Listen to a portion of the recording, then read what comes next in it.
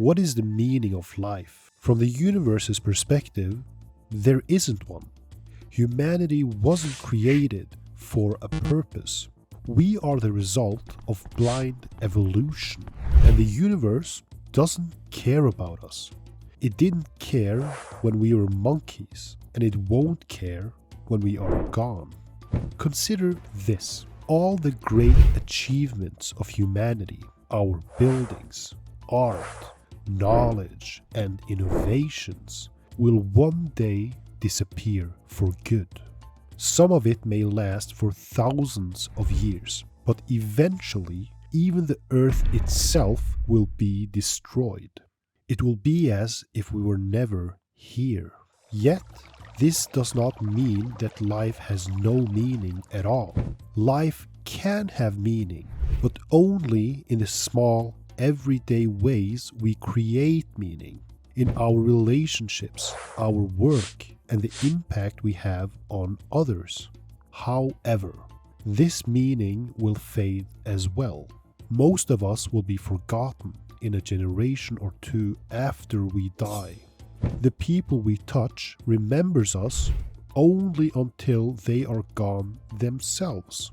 Life is not just short, it is filled with suffering. This is the slogan of the ancient religion of Buddhism. Life is suffering. Illness, loss, and betrayal touches everyone. While some are luckier than others, no one escapes life unharmed. This doesn't mean every moment is terrible.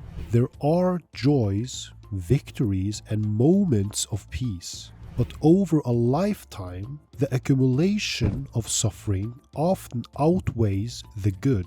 Life's challenges can grow to what we might call overwhelming.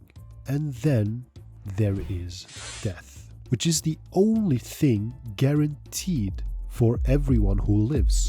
For all of life's difficulties, death isn't the simple escape some people make it out to be.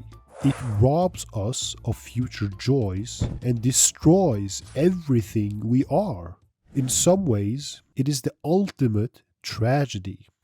Yet, arguably, death isn't the worst possible fate. Some forms of suffering, like prolonged illness or losing everything we value, are worse than death. This creates a paradox. Life is bad, but so is death. We are caught between two unbearable realities. What if we could escape this? Could immortality be the answer? Perhaps under the right circumstances, it would be better to live forever. But immortality is unattainable. We are mortal, and we have no other choice than to face the reality that our time is short. This raises another question. If life is so hard, should we not have the option to end it at our will? Suicide must remain an option for those whose suffering becomes unbearable. Denying this right adds to the cruelty of existence itself. But the decision to end one's life is not so simple. Death, while it seems to be freeing, leaves ripples of grief for those left behind. It is not a solution to life's meaninglessness, it's a response to life's pain. This is why responses like, "If life is so bad, just kill yourself," fails to grasp the complexity of the human condition. Statements like this ignore the profound challenges we all face. A human life's challenges is, in many ways, inhuman.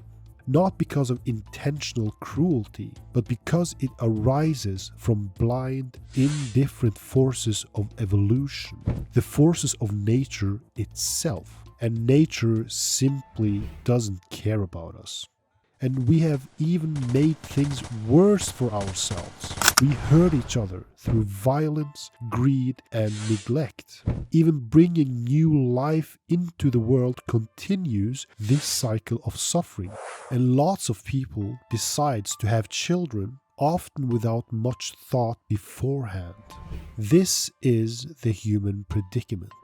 We are caught between fleeting joys and inevitable suffering, between the desire for meaning and the reality of our insignificance. And yet, understanding this condition doesn't have to lead to despair.